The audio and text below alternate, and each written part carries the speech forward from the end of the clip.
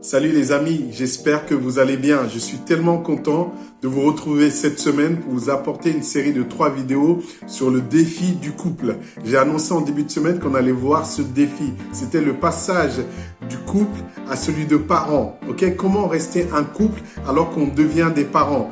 Et je peux te dire, j'ai 5 enfants, je sais combien c'est un challenge. Ok, c'est difficile, ce n'est pas simple du tout. Il te faut appliquer des principes, il te faut être bien préparé. Ok, si tu ne prépares pas quelque chose, tu vas être obligé de la subir. Ok, et si tu subis cette chose aujourd'hui, il faut recommencer à la préparer, à appliquer ce que tu as préparé pour ne plus la subir. C'est tellement important ici. Donc, on va regarder ensemble comment devenir un couple des parents heureux. Alors, c'est tellement important quand un enfant naît. C'est un événement exceptionnel. Ok, on se retrouve à devenir parents. Waouh, c'est extraordinaire. On a donné la vie. Il y a le fruit de notre amour qui est là. On se retrouve à l'entourer. Mais c'est également un moment où on perd des repères. On perd de repères de ce que nous étions, ok? Peut-être tu travaillais, à un moment tu te retrouves arrêté, tu perds un repère de ce que tu étais quelqu'un qui travaillait. Tu perds un repère de ce que vous étiez un couple, ok? Et toute la concentration se met sur l'enfant. En réalité, on se trompe. Tu sais, c'est tellement important d'avoir le bon regard. Qu'est-ce qui est le plus important ici? Le couple est fondamental.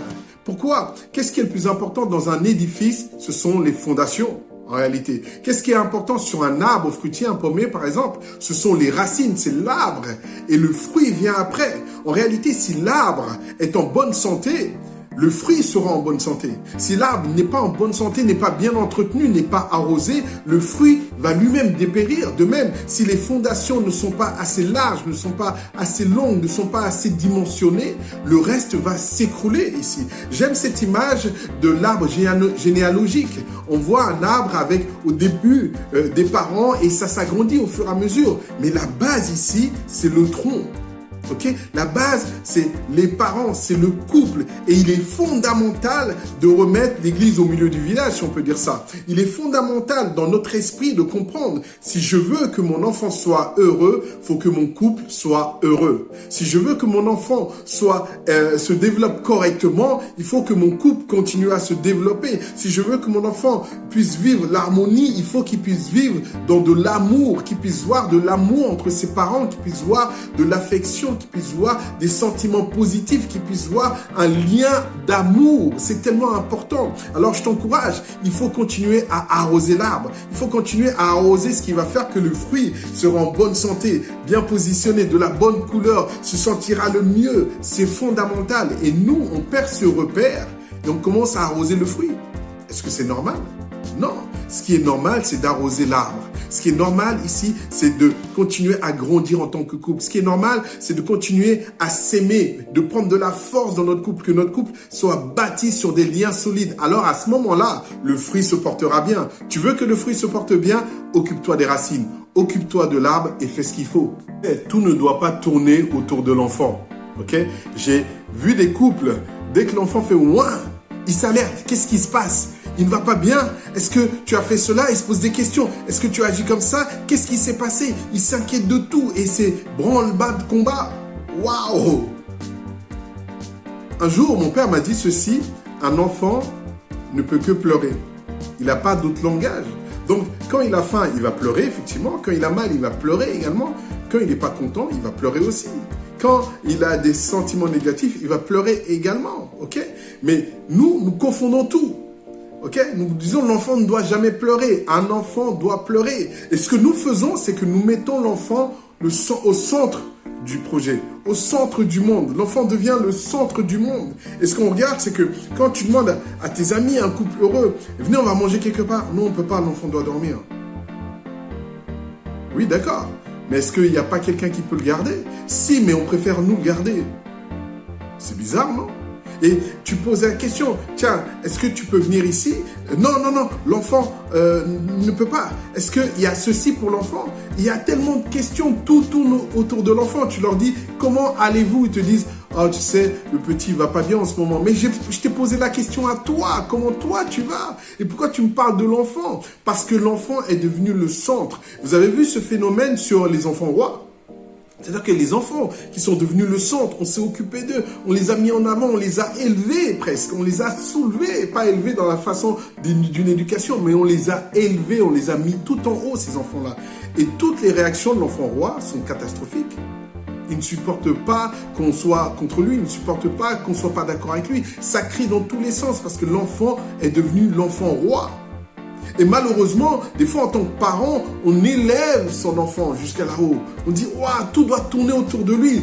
T'imagines pas le poids sur cet enfant? Pourquoi ça marche pas avec les enfants rois? Parce qu'on met un poids sur un enfant qui ne peut pas supporter. On est en train de dire à un enfant, si tu vas bien, si tu te sens bien, si tout est OK pour toi, alors moi je serai dans le bonheur. Mais non, un enfant ne veut pas être la base de tout cela. Il ne veut pas être celui qui supporte le bonheur de la famille. Il ne veut pas être celui sur qui se pose si tout va bien ou si tout va mal. Un enfant a besoin de se sentir réconforté, d'avoir de la sécurité, ok, d'avoir à manger, d'avoir de la sécurité, de sentir un environnement stable, ok.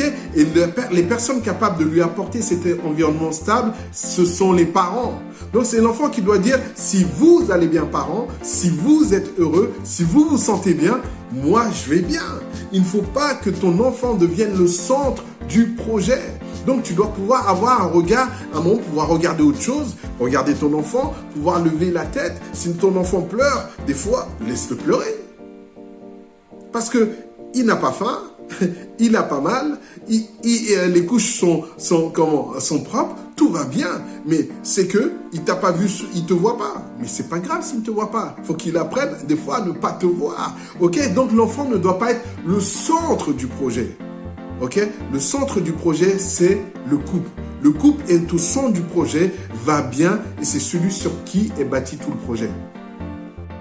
Tu sais, j'ai compris une chose, c'est que l'être humain est le seul mammifère qui soit capable de s'adapter sur toutes les parties de la planète. On peut le voir sur les montagnes, dans les déserts, sur la mer. Il a su s'adapter partout, dans la jungle, dans la forêt. L'être humain a su s'adapter et est le seul mammifère qui se retrouve partout sur la planète. Ok, on remarque que les jeunes savent s'adapter également. Ils peuvent dormir dans un lit magnifique, doux, ok, et quelques jours après se retrouver dans une tente et être agréablement bien. De même, un enfant, un bébé, sait s'adapter d'une façon extraordinaire. Ce sont des enfants petits et fragiles, mais d'une grande capacité d'adaptation. Nous, on a décidé avec mon épouse de faire une chose, c'est que nos enfants devaient dormir dans le bruit. Nous, on a cette habitude avec mon épouse de rigoler, de parler fort, de se chamailler, de se courir après, de se faire des blagues, ok? Et on avait décidé que quand un enfant allait venir, on n'allait pas dire chut, comme on a pu l'entendre. Chez certains, l'enfant dort. Mais non, l'enfant doit apprendre à dormir dans le bruit. Cela a été une décision magnifique pour nous parce qu'on a pu continuer à sortir, on a pu emmener nos enfants à des mariages et pas dire « Hey, il est 11h, on doit partir ». Non, on doit rester jusqu'à 2h, 3h du matin, sourire, s'occuper des enfants, être dans une atmosphère extraordinaire et tout se passe bien. Et l'enfant a pu dormir, être bien. Est-ce que tu comprends cela? Comprends que l'enfant a une capacité d'adaptation juste extraordinaire. Et si tu comprends cela, tout ira bien. Ça ne va pas être un frein qui va te bloquer dans ta vie, mais il va rentrer dans ton univers, apprécier ton univers, apprécier ta vie, être dans un environnement formidable et stable pour lui. Donc, je t'encourage à garder une chose, c'est que ton couple est ce qui compte. Ton couple est la racine. Ton couple, ce sont les fondations qui vont faire que ton enfant va être dans un bon environnement stable, amoureux, où il va ressentir l'amour et tout va bien se passer. Je te dis à plus tard pour les prochaines vidéos. Prends bien soin de toi.